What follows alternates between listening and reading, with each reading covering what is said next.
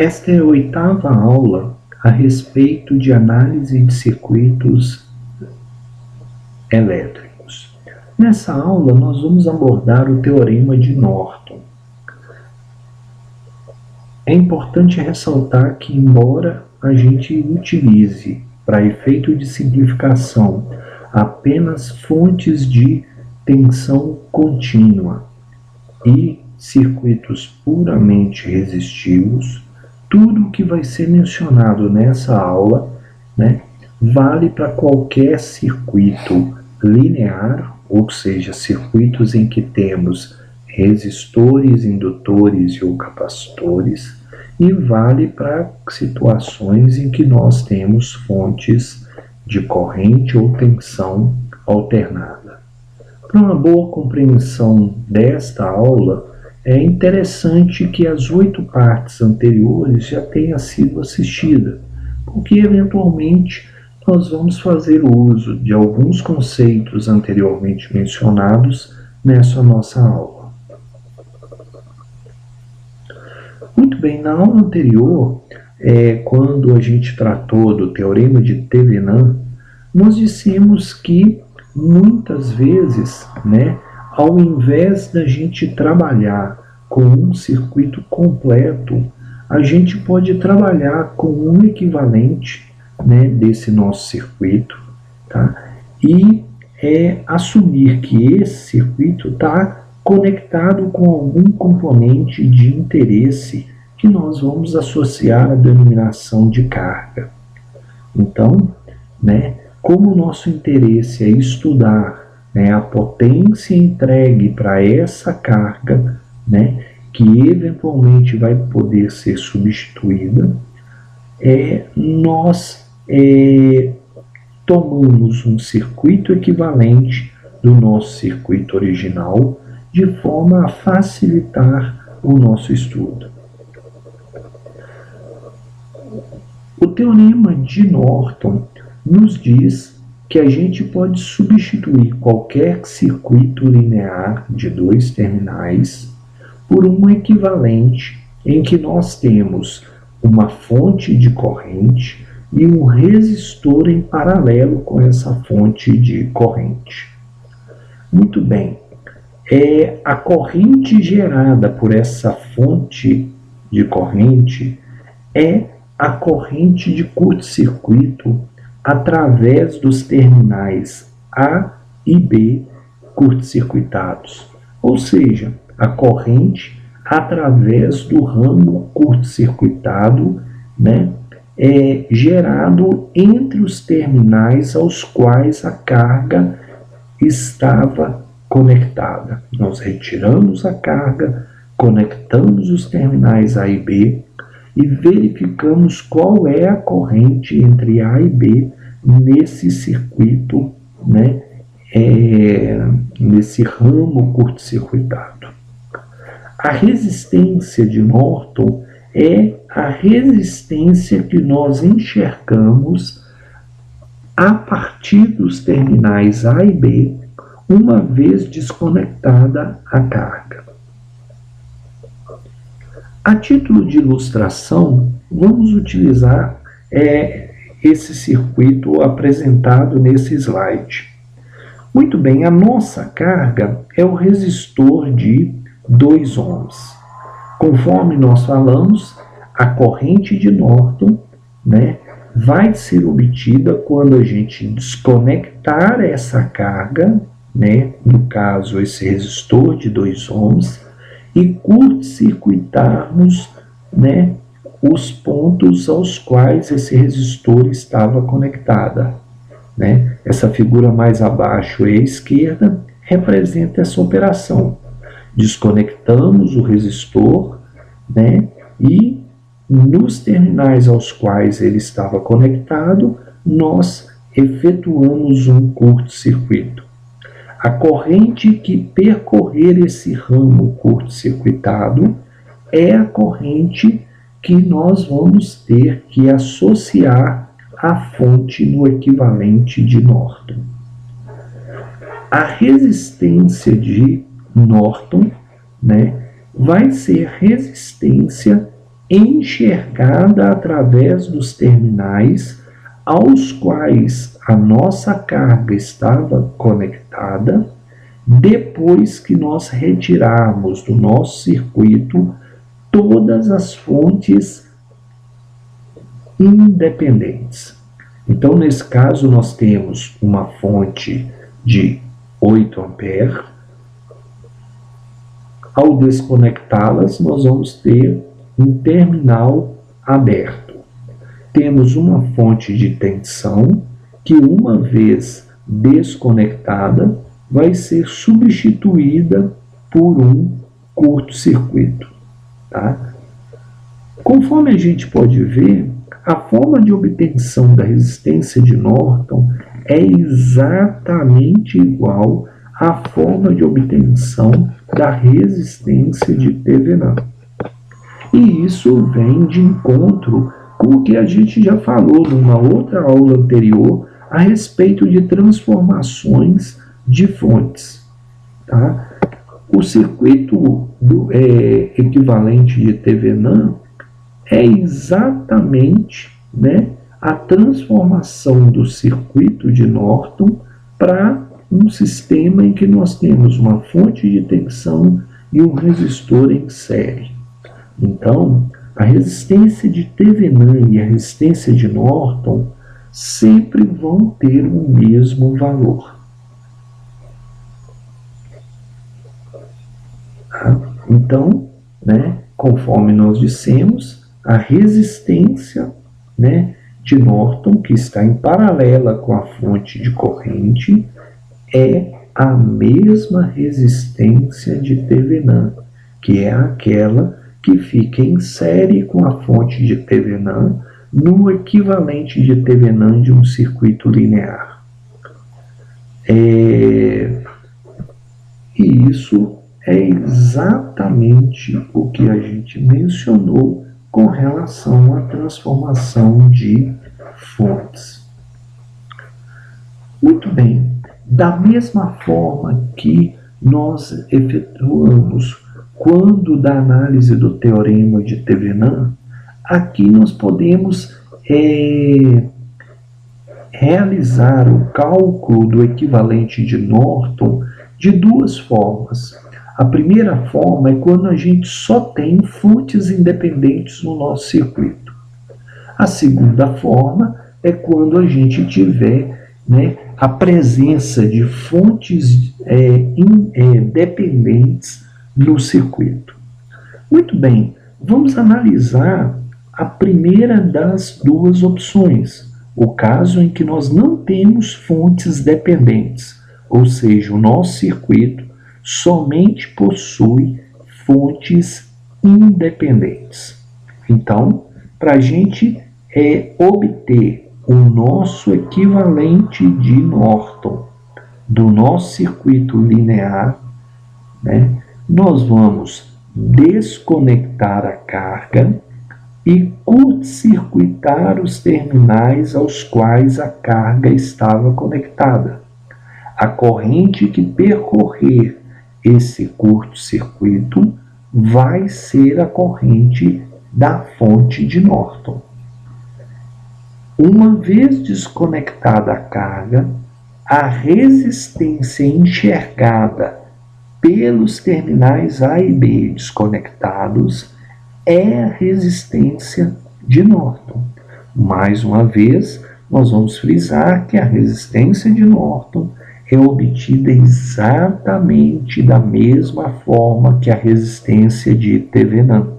Portanto, o valor da resistência dos dois resistores nos dois circuitos equivalentes vai ser sempre a mesma. Muito bem, vamos ver como a gente aplica esse teorema num caso prático. Nós temos um circuito, né, com 4 resistores e 2 fontes, sendo que uma das fontes é uma fonte de corrente de 2 amperes e a outra fonte é uma fonte de tensão de 12 volts. Ambas as fontes são independentes. Muito bem, No circuito que foi apresentado, a gente já havia desconectado, né, a nossa carga. Bem, para a gente encontrar o valor, né, da resistência de Norton, o que a gente tem que fazer? Desconectar todas as fontes independentes, né, e verificar qual é a resistência enxergada através, né, dos terminais A e B, ou resistência de entrada através, né, ou vista pelos terminais A e B. Muito bem, para desconectarmos a nossa fonte de corrente, que tem uma impedância ideal infinita, nós vamos retirá-la e substituí-la por um circuito aberto no nosso circuito. Para retirarmos uma fonte de tensão cuja resistência ideal é nula, nós vamos retirar a fonte de tensão e vamos substituí-la por um curto-circuito. O valor da resistência de Norton é o valor da resistência enxergada através dos terminais A e B. No caso, nós vamos ter 3 resistores em série, um de 8, um de 4 e um de 8, cuja soma, né, das resistências em série vai ser de 20 ohms, em paralelo com um resistor de 5 ohms.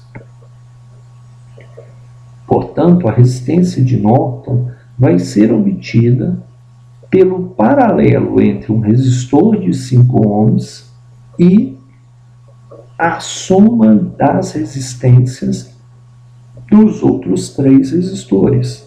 Nós vamos ter 20 em paralelo com 5. Nós vamos ter 20 vezes 5, 100, dividido por 25, nós vamos ter 4 ohms.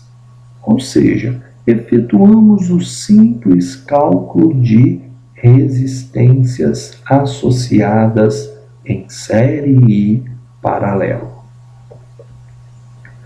Muito bem. Aí agora nós temos que obter a corrente associada à fonte de Norton.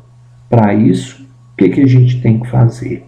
Desconectar a carga, ela já foi desconectada, e curto-circuitar os terminais aos quais a carga estava conectada. Muito bem, nessa figura, nesse circuito da esquerda, nós conectamos através de um curto-circuito, que está destacado em vermelho, os terminais A e B. A corrente que fluir por esse ramo curto-circuitado vai ser a corrente associada à fonte de Norton. Muito bem. Neste circuito, a gente pode utilizar, por exemplo, a análise em malhas. O que a gente pode ver é que esse resistor de 5 ohms vai estar em paralelo com um curto-circuito. Ou seja, nenhuma corrente vai fluir pelo resistor de 5 ohms. Então, efetivamente, o nosso circuito só vai ter 2 malhas. A primeira, em que nós temos a fonte de corrente de 2 amperes, um resistor de 4 ohms e a fonte de 12 volts. E o segundo, em que nós vamos ter o resistor de 8 ohms, uma fonte de 12 volts, um resistor de 4 ohms, um resistor de 8 ohms e o nosso curto-circuito. Mais uma vez, nenhuma corrente vai circular pelo resistor de 5 ohms. Por que a gente pode dizer isso? Veja bem, quando nós curto-circuitamos A e B, a diferença de potencial entre, né, o ponto A e o ponto B do nosso circuito vai ser 0. Ou seja, a diferença de potencial entre os terminais desse resistor de 5 ohms vai ser igual a 0. Isso quer dizer que a única possibilidade que a gente tem para que isso ocorra é que a corrente através desse resistor seja 0. Corrente 0 vezes resistência diferente de 0, né, que no caso vale 5, vai dar 0, e a diferença de potencial é 0. Muito bem. O nosso circuito tem uma fonte de corrente. Então, nessa primeira malha, a corrente 1, que foi arbitrariamente definida, ela tem que ser igual à corrente da fonte de corrente, porque a única corrente arbitrada que passa pela fonte de corrente é essa corrente 1 definida. Então, essa corrente 1 obrigatoriamente tem que ser 2 amperes. Se a gente olhar a outra malha, né, nós vamos ter que percorrê-la e efetuar o cálculo da diferença de potencial em cada um dos componentes dessa malha. A gente sabe que, né, pela lei de Kirchhoff para tensões, a soma de elevações e quedas de potencial num circuito fechado tende a ser igual a zero. Então vamos lá. Vamos começar a percorrer essa malha da corrente 2, né, iniciando pela fonte. Vamos percorrer a malha no mesmo sentido da corrente. Quando nós encontramos a fonte, nós passamos essa fonte, né, de menos para mais. Ou seja, vamos ter uma elevação de potencial elétrico na fonte. Com isso, na equação, nós vamos ter mais 12 volts, em que 12 volts é a tensão da fonte. Aí nós passamos pelo resistor de 4 ohms. Pelo resistor de 4 ohms, nós temos duas correntes, a corrente I1 e a corrente I2.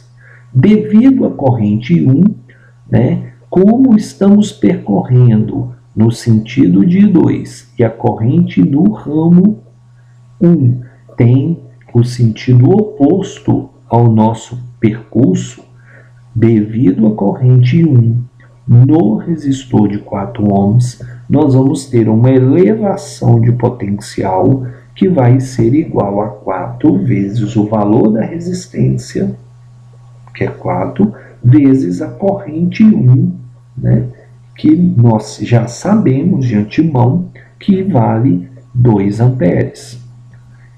Continuando a percorrer a malha, nós vamos encontrar um outro resistor, um resistor de 8 ohms, percorrido apenas pela corrente de I2.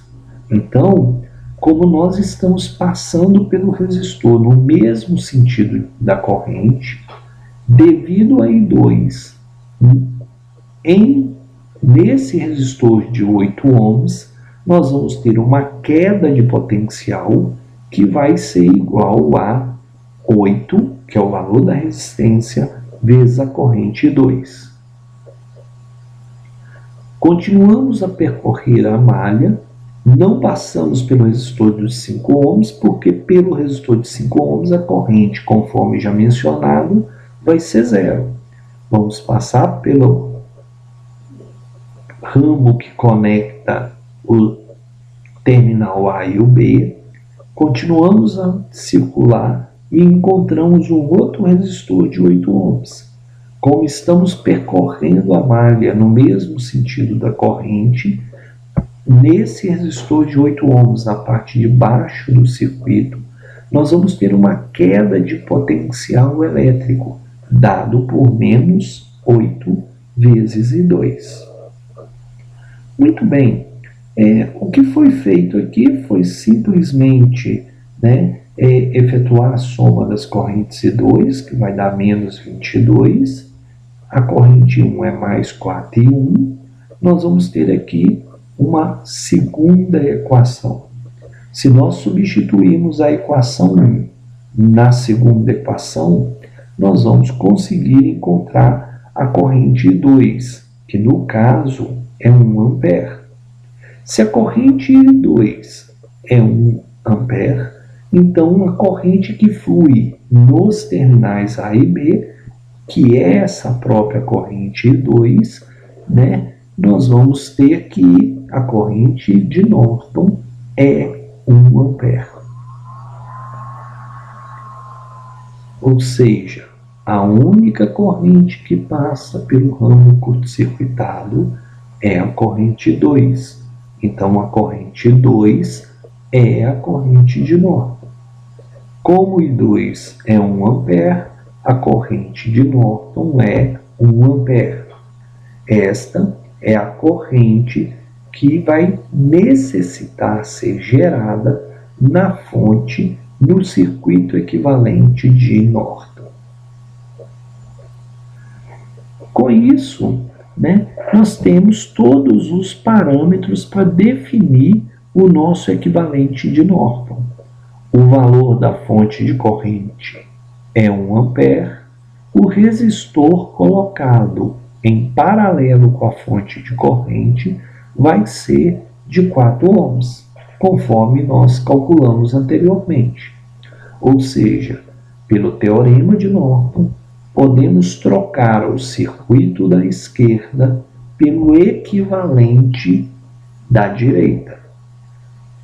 Temos apenas uma fonte de corrente e um resistor e conseguimos entregar para uma carga que eventualmente for conectada aos terminais A e B uma dada potência, uma dada energia. Muito bem.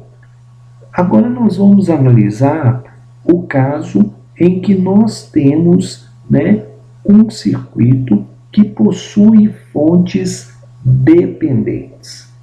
Muito bem, o cálculo da corrente de Norton não vai sofrer nenhuma alteração com o caso anterior. Ou seja, nós vamos desconectar a carga, vamos curto-circuitar os terminais A e B e a corrente que passar por esse ramo curto-circuitado vai ser a corrente de Norton, ou a corrente da fonte de Norton. O cálculo da resistência de entrada vai ter que usar o mesmo artifício utilizado no caso do teorema de Thevenin, que foi o quê? Inserir entre os terminais ou conectar aos terminais A e B uma fonte de tensão ou de corrente conhecida, e aí, após o cálculo da corrente e a tensão da fonte, a gente consegue definir qual é a resistência enxergada ou a resistência de entrada do nosso circuito linear que possui fontes dependentes. Muito bem, vamos ver como esse cálculo vai ser operacionalizado com um exemplo. Então, nós temos um circuito em que nós já retiramos a carga, nós temos nesse circuito 2 resistores, uma fonte de tensão independente de 10 volts e uma fonte de corrente dependente, cujo valor da corrente é dado por 2 vezes Ix, em que essa corrente Ix é a corrente através do resistor de 4 ohms. Muito bem. Primeiro passo, determinação da corrente de Norton. Para isso, nós vamos curto-circuitar os terminais A e B. A corrente que percorrer esse ramo curto-circuitado, que no caso está destacado em verde, vai ser a corrente de Norton. Bem, ao conectarmos o nosso circuito, nós passamos a ter 3 malhas. Na primeira malha, nós temos uma fonte de corrente dependente e um resistor de 5 ohms. Muito bem, a corrente que passa pela fonte dependente é a corrente I3. Então, a nossa corrente I3 obrigatoriamente vai ter que ser igual à corrente da fonte de corrente, que no caso é 2Ix. Então, a primeira relação que a gente obtém, analisando a malha em que nós temos conectado a fonte de corrente, é que I3 é 2 vezes Ix. Muito bem. Agora vamos olhar o seguinte. Através do resistor de 4 ohms, a gente tem somente a corrente arbitrada I1. Ou seja, a gente já sabe de antemão que a corrente X, que governa a fonte dependente de corrente, é a corrente I1 nessa malha. Então, dessa malha 2, a gente consegue, obter o valor da corrente I1, e esse valor encontrado da corrente I1 vai ser a nossa corrente X. E com isso a gente vai conseguir determinar qual é a corrente nominal da nossa fonte de corrente. Ok? A primeira malha a gente já verificou como a gente tem uma fonte de corrente, I3 tem que ser 2Ix.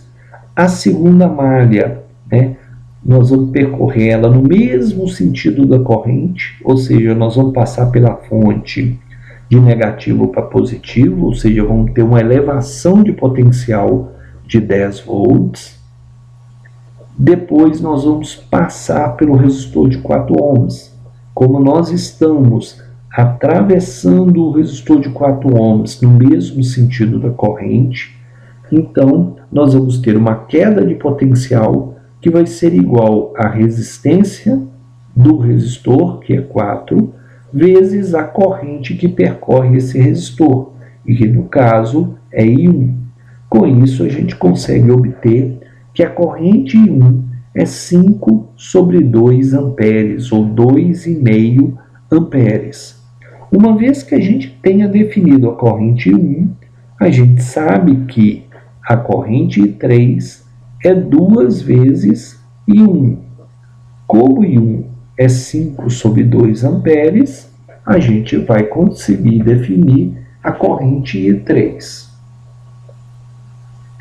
Muito bem, a gente precisa efetivamente da corrente 2, porque ela é a corrente de norte. Para encontrarmos a corrente 2, a gente pode analisar a terceira malha. Nessa malha, percorrendo esse circuito fechado no mesmo sentido da corrente, nós vamos sair desse ponto mais à esquerda e abaixo, vamos iniciar a nossa trajetória, passando pela fonte de tensão de 10 volts, de negativo para positivo, ou seja, vamos ter uma elevação de potencial dada pela tensão da fonte, que é 10 volts. Continuamos a percorrer a nossa malha e encontramos o resistor de 5 ohms. Pelo resistor de 5 ohms temos duas correntes, I2 e I3. A corrente 2 tem o mesmo sentido com o qual nós estamos percorrendo o circuito. Com isso, devido a I2, vamos ter uma queda de potencial no resistor de 5 ohms, que vai ser dado em módulo pelo valor da sua resistência vezes a corrente I2. Devido à corrente I3, nós vamos ter uma elevação de potencial no resistor de 5 ohms. Lembrando que estamos percorrendo a malha 3 no sentido de 2, e quando passamos pelo resistor de 5 ohms, a corrente I3 é oposta ao nosso sentido de percurso. Com isso, devido a I3, nós vamos ter uma elevação de potencial sobre o resistor de 5 ohms. Assim, seguindo a lei de Kirchhoff para a tensão, a soma e queda de potencial elétrico ao longo de um circuito fechado tem que ser igual a zero. A gente sabe que a nossa corrente I3 é 5 amperes. a gente pode substituir o valor nessa equação e nós vamos encontrar que a corrente I2 é de 7 amperes. Ou seja, como a corrente I2 e a corrente I de Norton, a corrente de Norton, né, são as únicas correntes a passarem por A e B, a corrente Norton vai ser a corrente I2, ou seja, 7 amperes. Muito bem. Até agora nós definimos, nós calculamos qual é a corrente de Norton, curto-circuitando os terminais A e B e verificando qual é a corrente que passa por esse ramo curto-circuitado. Para a gente determinar o valor da resistência de Norton, nós vamos usar um procedimento similar ao que nós vimos no teorema de Thevenin. Primeiro, desconectamos todas as fontes independentes. No nosso caso, a única fonte independente é a fonte de tensão de 10 volts. Então, aonde a gente tem a nossa fonte de 10 volts, nós vamos desconectá-las e vamos curto-circuitar o terminal aonde inicialmente essa fonte de 10 volts estava conectada. Como a gente tem fontes dependentes no nosso circuito, a gente não pode retirar essas fontes, né? Para a gente conseguir definir qual é a resistência de Norton, nós vamos fazer o quê? Nós vamos inserir entre os terminais A e B uma fonte de tensão ou corrente conhecida. No caso, nós optamos, para efeito de simplicidade, por introduzir uma fonte de tensão de 1 volt. Bem, uma vez que nós definimos que a polaridade da fonte conectada entre os terminais A e B é esta apresentada na figura, obrigatoriamente a corrente, né, que aqui foi denominada de zero, através desse ramo entre A e B, vai ter que ser, né, ou vai ter que seguir a mesma polaridade da fonte introduzida, ou seja, de menos para mais. Esse zero apresentado na figura é a nossa corrente de Norton.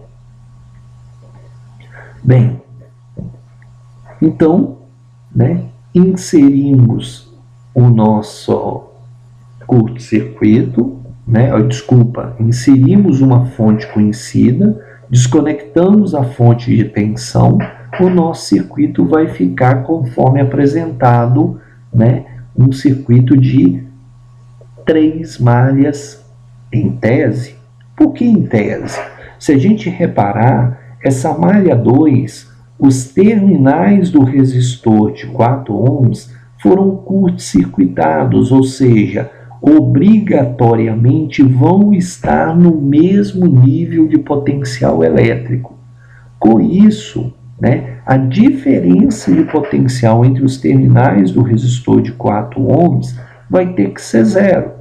Para que isso aconteça, a única possibilidade é que I4, que é a corrente X através do resistor, tem de ser igual a zero. Muito bem, então, de antemão, a gente já sabe que a nossa corrente 4 é igual a zero. O que foi feito aqui na malha 2 é uma outra possibilidade da gente efetuar essa análise. Ao analisar a malha 2 e percorrermos a malha, né, o único potencial elétrico que nós vamos ter está associado ao resistor de 4 ohms. Como estamos percorrendo a malha no mesmo sentido da corrente, né, nós vamos ter, devido a I4, uma queda de potencial dada pelo valor da resistência 4 vezes I4. Esse valor vai ter que ser igual a zero, ou seja, isso corrobora o que a gente já tinha acabado de falar quando nós falamos que os terminais do resistor de 4 ohms estão curto-circuitados, ou seja, diferença de potencial nula, que vai acarretar em corrente nula. Se a corrente I4 é zero, né, e I4 é a corrente X, a corrente através da fonte de corrente 2X na malha 1 também vai ser igual a zero.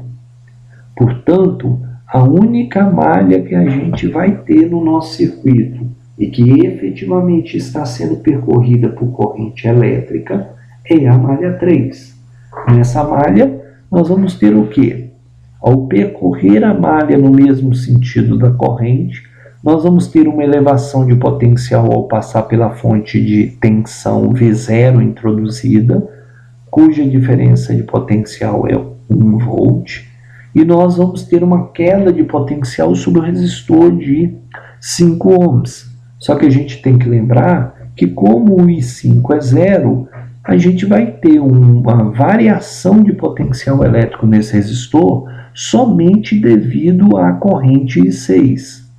Portanto, como estamos percorrendo a malha 3 no mesmo sentido da corrente I6, no resistor de 5 ohms nós vamos ter uma queda de potencial menos vezes a resistência vezes a corrente I6.